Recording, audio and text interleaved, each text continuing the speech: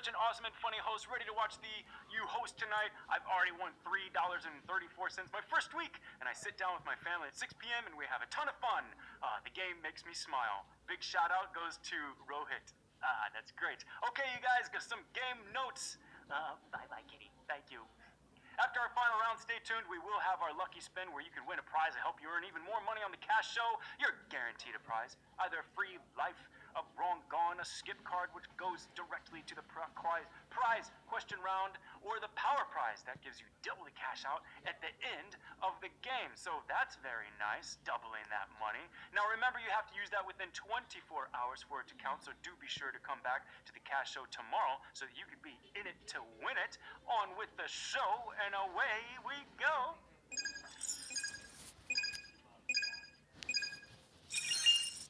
All right, question 1. According to the proverb, what do birds of a feather do together? Dance, hop, or flock? Here's a fun fact. A hummingbird can't walk or hop, but can shuffle with its extremely short little legs, which are not very strong, so they could be super light. But birds of a feather flock together. The phrase originates from a mid-16th century satire by William Turner and appeared as such. Birds of one kind, of a couleur, flock and fly always together. I had to say couleur because they use an extra U in British, and that's how it goes. All right, you guys, we're on to question 2. Question 2 is, what mountain range contains Mount Everest, Himalayas, Alps, or Andes?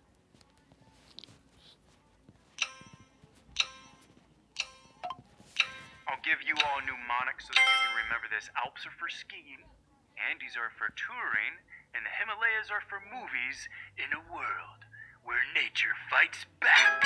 The Himalayas for. There are over 50 mountains in the Himalayas, and they have taken the lives of many a climber. But we've only heard of Mount Everest. Second place is the first loser when it comes to mountains, I guess. Just like, oh, hey, you guys remember that guy that almost beat Usain Bolt? Yeah, me either. Question 3. In the Harry Potter series, where in Hogwarts does Moaning Myrtle haunt? Bathroom, the library, or the classroom? Probably the most benign ghost other than Casper, but for real, I imagine a lot of tension to exist. In the bathroom was Moaning Myrtle. She was a bit of a naughty ghost to spying on Harry and giving him a clue for the Tri-Wizard Tournament when he was in the bathtub. Yeah, helpful, Myrtle, but gotta work on your timing, honey. Naughty, naughty. Question 4. Which animal has Coca-Cola been using as a mascot since 1922? The grizzly bear, the polar bear, or the panda bear? We got a question shout-out coming at us here from, Angie2745, Cleveland in the house. What's going on, Cleveland? Hey, I love that. Have you guys seen that YouTube video, the hastily made Cleveland tourism thing? You gotta look it up. It's hilarious. Our answer, the polar bear. The polar bear mascots started to really take off in the 1990s, and in 2012, famed director Ridley Scott actually made a short film about them for some reason. Well, the reason was probably money. Like a lot of money. Question 5. What is the chemical name for a laughing gas? Carbon monoxide, ammonium sulfate, or nitrous oxide? You know, it's a shame that most dentists don't use this stuff anymore. I mean, I think I was on like my 8th cavity before my mother realized that nitrous oxide might actually be incentivizing me. Which is our answer.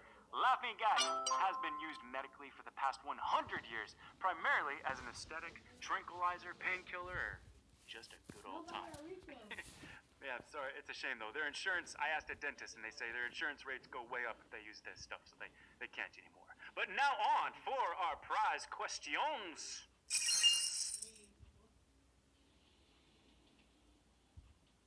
Do remember, fair viewer, that you can use the in-app contact us function for app or question-related issues. That'll send an email with all the requisite info. If you're interested in following me and all my ridiculousness on Twitter and some behind-the-scenes Cash Show stuff, follow me at @casho_bo.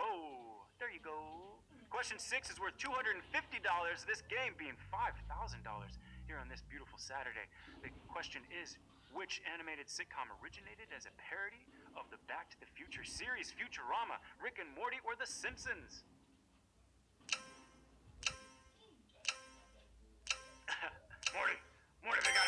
questions about us, Morty. I knew this day would come. Cash show came through for us, Morty. Rick and Morty, you know that you guys have seen it, and he's all like, oh, man. Oh, gosh, Rick, some people just, they got that wrong, and it's like they don't even know us. Don't worry about them, Morty. They'll look us up on YouTube after the show. They'll see. They'll all see. Question 7. This one is gonna be worth... Oh, what? Comfort Cat? Really? You guys didn't know that one? I had to practice that whole impersonation because they're like, everybody gonna know this. Comfort Kitty is here to comfort you and use that free life to get out of a jam. Question 7 worth $250. What is the largest cut fine quality colorless diamond in the world? The Millennium Star, the Golden Jubilee, or Star of Africa 1? It's strange to me that certain diamonds have names. It's even stranger that there are numbers after Star of Africa, as if they ran out of names after that, I guess. But that is our answer, Star of Africa 1. Personally, I'm partial to Star of Africa 4. The quest for truth really solved that big retcon that was Star of Africa 3. The fastening. All right, no Comfort Kitty on that one? You guys are amazing. Question 8, this is worth another $250. What was Antonio Vivaldi's nickname? The Old Wig, the Red Priest, the Great Bear? Please hold, the answer will be populated shortly.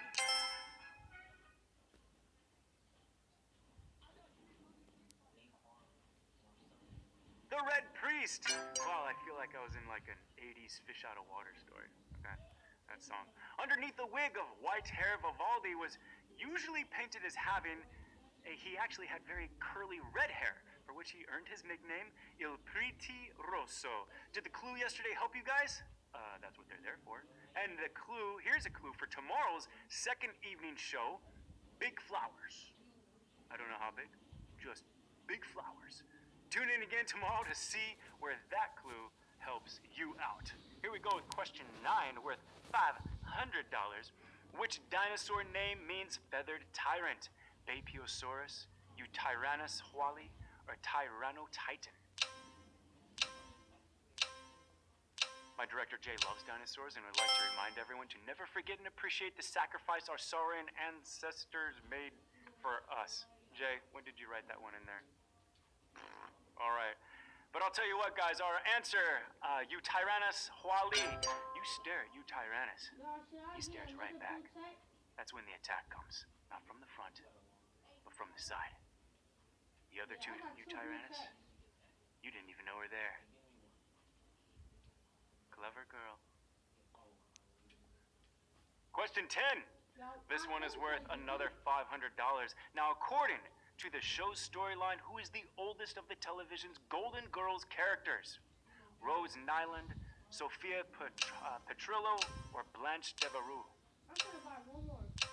Now this character is the mother of one of the other Golden Girls, Dorothy. She was played by Estelle Getty, and our answer is Sophia Petrillo. So Estelle Getty played the matriarch, but in real life, she was actually a year younger than her on-screen daughter. She was in makeup for almost an hour before every taping.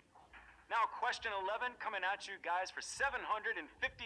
We have 2,861 cash kids still in it to win it. 45,000 of you sticking around to see what happens and waiting for that lucky spin. Lucky you. Question 11. Which of these creatures is considered macrofauna? Centipede, heartworm, or flea?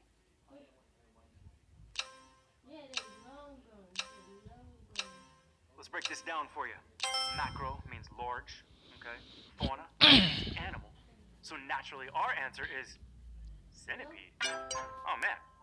Oh, yes, of course, yes, the mighty, famously large animal, the centipede. All joking aside, though, y'all, let's be grateful it's not bigger than it is. Okay, remember, we're live again tomorrow evening, and of course, we still have our pre-recorded shows throughout the day, every day. But now, my fair cash kids, on to our final round.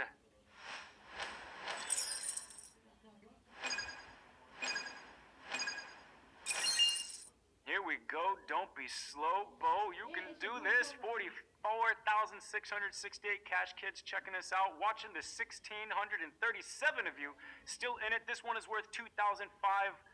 $2,757.91. The question is, Marmite is a byproduct of what yogurt cultures, cheese making, or beer brewing? That's right, Marmite is a yeast extract that people in the UK eat. They eat? Waste not, want not, I guess. But I'd say just waste the Marmite, chaps. And our answer is beer brewing. Howdy do. All right, we've got, speaking of spreads and Marmites, let's see the prize spread at the end here. How did you all do? Let's see this list and find out before we get to the lucky spin. I can read some shout outs. We got a shout out, Barb79. Shout out to hubby Derek and Vic, that boy. My dad made me pick the wrong one. Dad, I'm never gonna forgive you for this.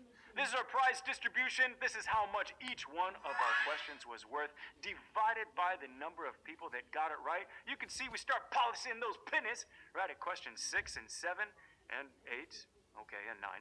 And then we start to really take off there when you've got 1,420 of you doing the winner's dance right now. Fantastic job. Let's check out our winners list right here. Hey, if you didn't win this time, don't worry. You can come back to the cash show. Oh my gosh, this is our final show of the evening tonight, isn't you guys? And we're going to see you back tomorrow. But don't go yet. We've got Lucky Spin coming right for you now in 3, 2, 1. Lucky Spin time. If you don't hit the button, it's just going to automatically roll for you, I'm told. Now, we've got free lives here. We've got wrong gones here. We've got the skip card. Now, if you yourself win the double trouble what's that one called? The double... Oh, man, I forget. I have some people that hit me up on Twitter. If you get that one, hit me up on Twitter and let me know. We get somebody that gets that one each day. That's pretty cool. Remember